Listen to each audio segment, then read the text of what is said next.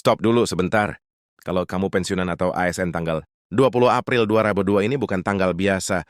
Ini bisa jadi hari yang bikin rekening kamu tiba-tiba nambah signifikan atau malah jadi masalah besar kalau kamu sampai kelewatan satu hal penting. Bahkan ada peringatan keras yang kalau diabaikan, kamu bisa diminta balikin uang sampai puluhan juta rupiah ke negara. Enggak main-main. Jadi serius jangan skip. Dengerin sampai habis. Halo Bapak, Ibu, dan saudara-saudara semua di seluruh Indonesia dari kota sampai pelosok desa. Kita ngobrol santai tapi penting banget hari ini. Topik yang lagi panas di mana-mana. Di grup WhatsApp keluarga, di arisan RT sampai obrolan warung kopi.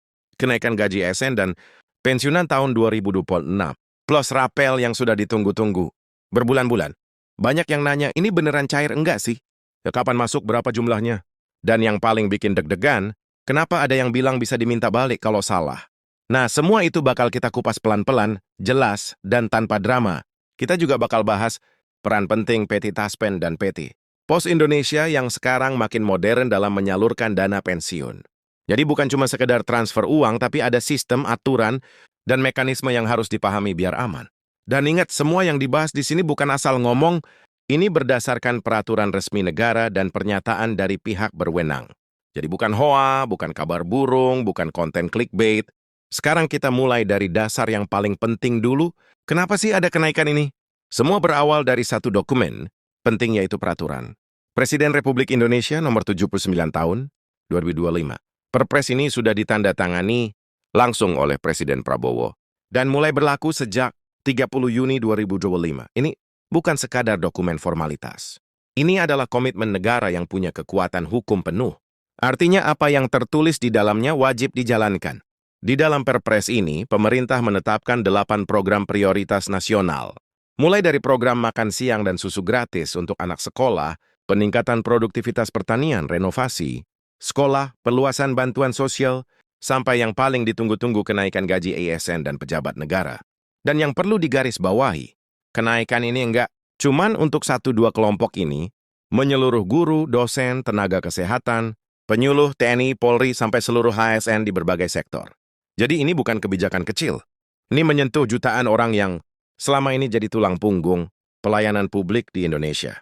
Nah, kenapa baru sekarang naik? Jawabannya simpel tapi penting. Karena selama tahun 2025 gaji ASN itu enggak naik sama sekali. Nah, di sisi lain harga kebutuhan pokok pelan-pelan naik terus. Mungkin di data inflasi kelihatan kecil sekitar 3%, tapi di kehidupan nyata beda cerita. Harga sembako naik, listrik naik, biaya kesehatan makin mahal, obat-obatan makin terasa di kantong. Terutama buat pensiunan yang sudah enggak punya penghasilan aktif, daya beli itu pelan-pelan terkikis tanpa terasa. Dan di titik inilah pemerintah akhirnya melakukan penyesuaian. Sekarang masuk ke bagian yang paling bikin penasaran. Berapa sih kenaikannya? Pemerintah menyebut angka yang cukup mengejutkan. Untuk pensiunan di golongan tertentu, kenaikan bisa mencapai 20% sampai 60%. Tapi angka persentase itu sering bikin bingung. Jadi kita bahas pakai contoh nyata biar kebayang. Contoh pertama, pensiunan guru senior golongan IA dengan masa kerja 37 tahun sebelum kenaikan gaji. Pokoknya berada di kisaran 3,9 juta sampai R juta tergantung masa kerja. Nah, uang pensiun biasanya dihitung sekitar 75% dari gaji pokok terakhir.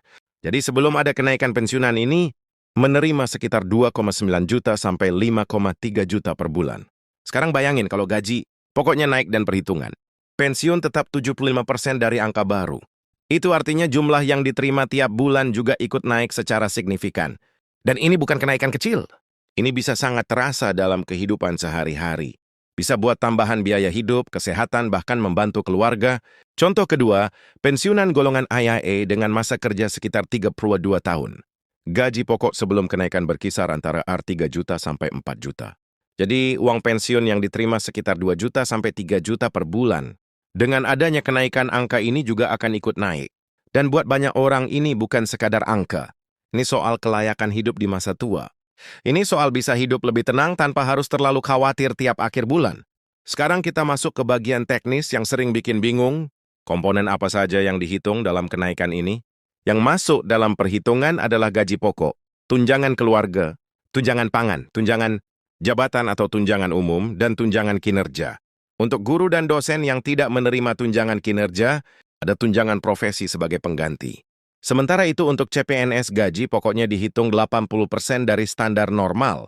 Nah, yang tidak termasuk dalam perhitungan itu adalah tunjangan insentif kerja, tunjangan risiko, tunjangan pengamanan, dan tunjangan khusus wilayah seperti Papua. Jadi, penting banget untuk tahu mana yang dihitung dan mana yang tidak, supaya enggak salah ekspektasi. Sekarang, kita masuk ke bagian yang paling ditunggu-tunggu. Dan biasa juga itu paling banyak bikin orang penasaran. Rapel. Apa itu rapel? Secara sederhana, rapel itu adalah pembayaran kekurangan gaji atau pensiun yang seharusnya sudah diterima sejak kebijakan berlaku, tapi baru dibayarkan sekarang. Misalnya kenaikan sudah berlaku sejak awal tahun, tapi baru dibayarkan beberapa bulan kemudian.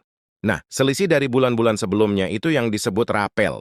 Jadi kalau kenaikan berlaku sejak Januari tapi baru cair April, berarti ada rapel untuk Januari, Februari, dan Maret. Dan inilah yang bikin jumlah yang diterima bisa terasa besar dalam satu waktu. Tapi disinilah letak hal yang sering disalahpahami. Nggak semua orang akan menerima jumlah yang sama besarnya. Rapel tergantung dari golongan masa kerja dan komponen yang dihitung. Dan yang paling penting ada satu hal krusial yang sering diabaikan, verifikasi data. Ini yang jadi peringatan keras dari Taspen. Kalau data kamu tidak sesuai, tidak diperbarui, atau ada kesalahan misalnya status keluarga, rekening atau identitas, maka ada kemungkinan pembayaran yang masuk dianggap tidak sah. Dan kalau itu terjadi, uang yang sudah masuk bisa diminta kembali oleh negara. Makanya sebelum tanggal 20 April 2026, semua penerima pensiun diimbau untuk memastikan data sudah benar dan valid. Jangan sampai karena hal kecil malah jadi masalah besar di kemudian hari. Jadi sekarang kamu sudah punya gambaran lengkap tanggal 20 April 2026. Bukan sekadar tanggal biasa. Ini adalah momen penting yang menentukan apakah semua hak yang sudah lama ditunggu benar-benar bisa dinikmati dengan aman.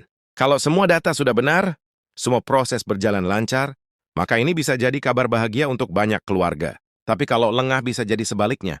Jadi pastikan kamu siap, paham, dan enggak ketinggalan informasi. Karena di zaman sekarang yang paling rugi bukan yang enggak dapat, tapi yang enggak tahu. Dan semoga setelah ini kamu termasuk yang siap menerima, bukan yang harus mengembalikan. Terima kasih sudah menyimak sampai akhir.